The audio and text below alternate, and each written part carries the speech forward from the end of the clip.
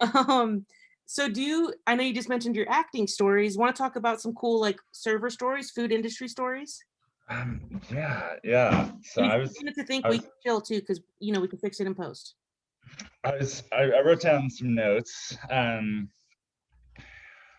Obviously, I've got plenty of stories of like the lady who just could not be pleased and could not wrap her head around the fact that we were not a steakhouse. We were a family style Italian restaurant. I don't know why she couldn't compute this or why her two family members there with her could not fully communicate. We are not going to get you a small steak. Like it just cannot be done. You know, you can have a steak, but it's bigger than you are, and it's meant for 12 people. We're a pasta restaurant. No, this is you can't. I mean, I must have explained things probably 12 different times. I had another server try to explain it.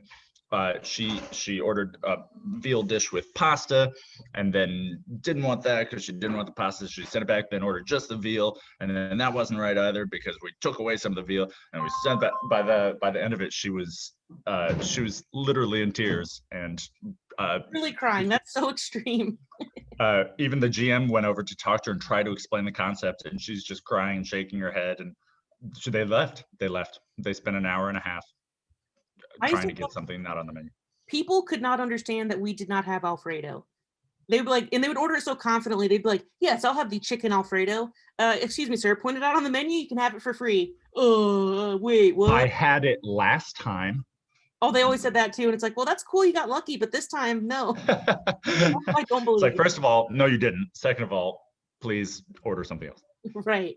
Um, what do you think is what is like the best customer for you? Like, do you like it when they try to joke a lot and have a lot of fun, or do you like it when they're just kind of like nothing? Or what do you have a pref? Um, it depends because the jokey thing, as you said before, like with the dad jokes that we've all heard 1,000 times about, like, oh, I guess it's free. What are the rest of you gonna eat in front of a plate bigger than he is? You know, like those kind of jokes. I hate those kind of jokes. I think the best people to serve are generally um, other servers, probably. Yeah, You because know, they because can help you lift a plate. They keep everything nice and clean, and they tip like maniacs. right, right. I did enjoy like especially during the holiday season making families nights, you know, where they really saw that they had a damn good waiter because I was a damn good waiter, you know. You are because you're an Um, actor, so you can pretend like you care so much. bingo. I Psycho. hate you. Look at my smile. Um, The best ever is I would always do my fake smile, and then as soon as I would turn my back, it would instantly fade to like straight face. And one time, the customer saw my reflection in the mirror, and they called me out on it. It was so embarrassing. Total uh, fraud alert. I like serving attractive customers who want to sleep with me. You know, that's always fun. You know. Can't relate to that Um, one. I'm very ugly. No, I'm kidding.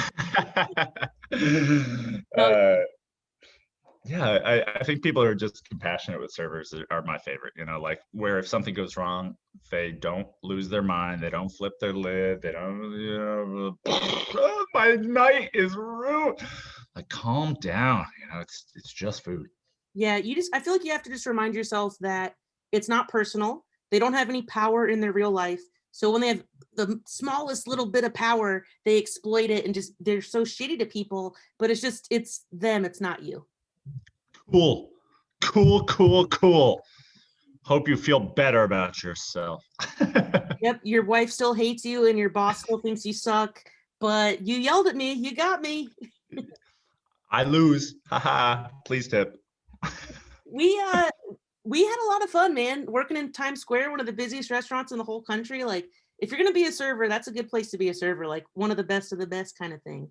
I learned so much about people, about myself. I got to meet. I mean, I'm talking to you. Like I've met one of my best friends in my lifetime at this restaurant. You know, I refer to it as something that taught me kind of improved my acting skills. Strangely enough, you know, like serving 600 people at a time all day every day, you get real good at communicating. You know, And they're literally from the whole world, like, right. Brazilians, people from Britain, India, like literally it's a tourist trap. So literally the whole world would come here. People from all over America, like you have to learn how to talk. And then your bussers, your servers, they're all from different places. Like you definitely learn a lot.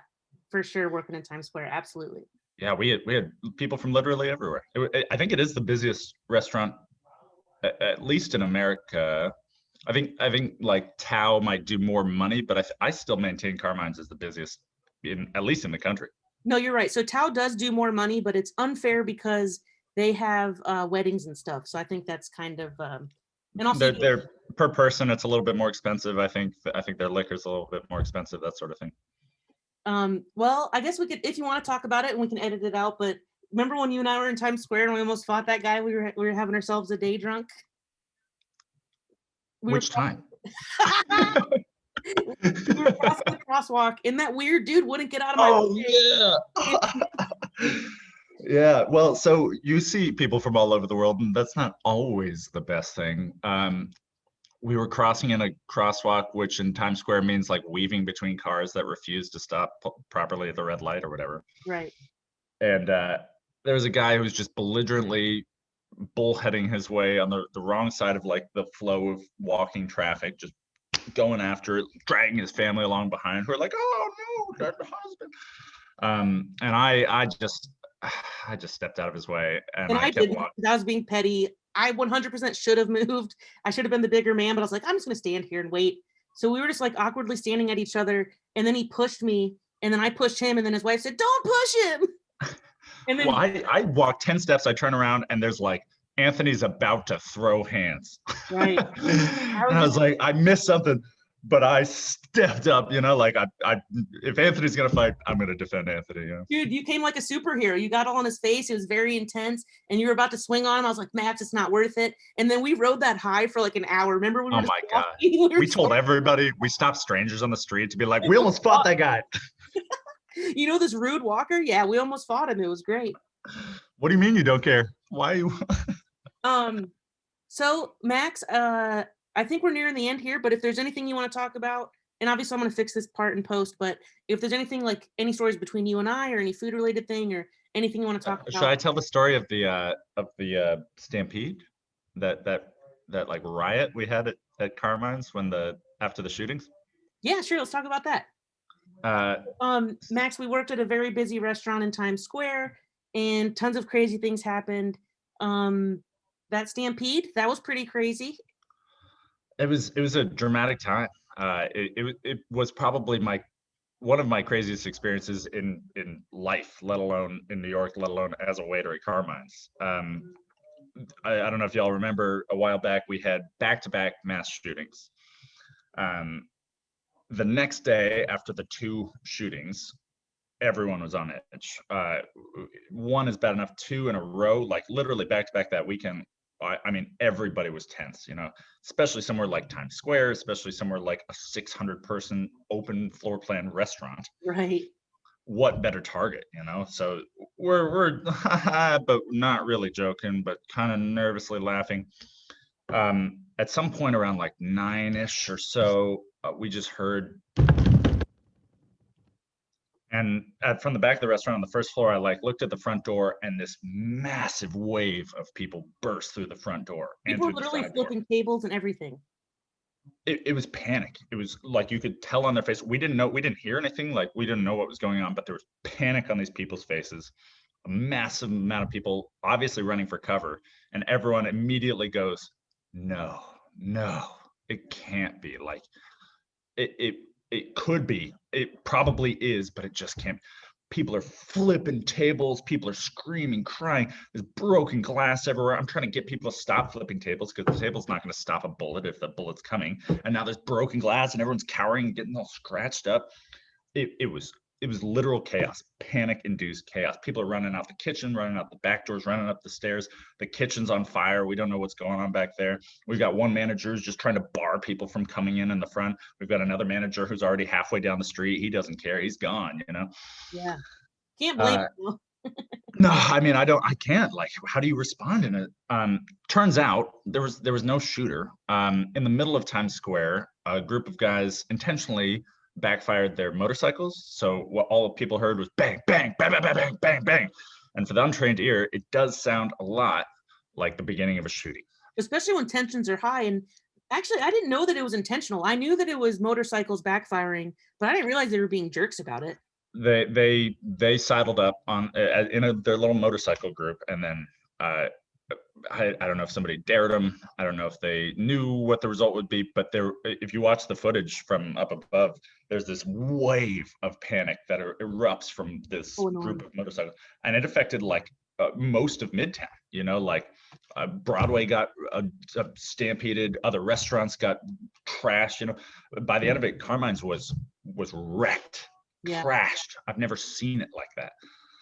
How about the And time when the lights went out? Remember that? yeah, That was think nuts. about that too. Dude, that was so eerie being in Times Square with all the electricity off. Like that was like a zombie movie. That was really, really intense.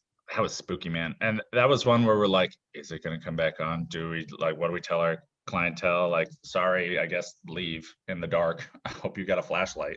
I gave my customers free checks. Like management was like, "Hey, do the old school swipey thing," and I was like, "Nah." Like, first of all, like if you're a customer and you like, I think it's unfair. Like you're chilling, you're vibing. You probably planned your whole year around this delicious dinner, and then it's dark and ruined. Like that's not fair. I'm not charging you for that. I don't blame you. I think I did similar things with my customers, and I think a lot of them appreciated it, and they slipped me a tip. A lot of them ended up just slipping me some cash, you know.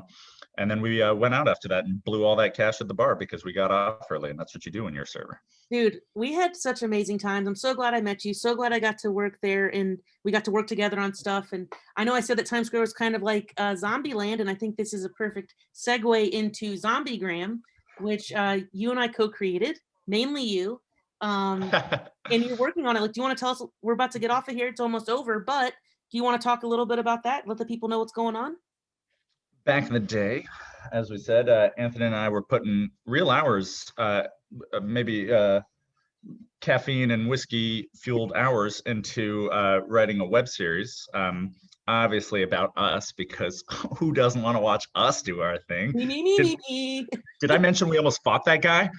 Uh, so we started writing this series about social media obsessed individuals during the zombie apocalypse. You know, zombies are everywhere, but you've still got your buddy who wants to be a DJ. You've still got your obnoxious friend who's trying to flex on the gram. What does that world look like? And we got through. I think I've got 5 full web series episodes, decent episodes. Um, I expressed that to my cousin who owns a production company down here in Houston. And he said, "Let's make that into a show." So at the moment, I'm taking a pilot writing class and trying to flesh out not just the narcissistic, like Anthony and Max have a show, watch us do stuff, but also like real characters and real story arcs. And it's tough, but it's coming together, you know. And I'm Really excited. exciting. Well, thank you so much for doing my podcast, and I would love for you to do it again. Before we sign off here, do you want to let the people know your Instagram and all that stuff? I'll put it in the description too. But You can find me at Max Wingert, MaxWingert. If you Google Max Wingert, you'll find all my stuff. You'll find my Lonely Bartender web series that I made during quarantine. You'll find my website. You'll find my hilarious and adorable online presence, which I've worked very hard to cultivate. I love it. Well, thank you so much, Max. I really appreciate you doing it, and I'd love to have you on again sometime. Yo, and bring me back, buddy. I love you. I miss you, and I hope to talk to you again soon. Awesome. Have a good one, buddy. Talk to you later.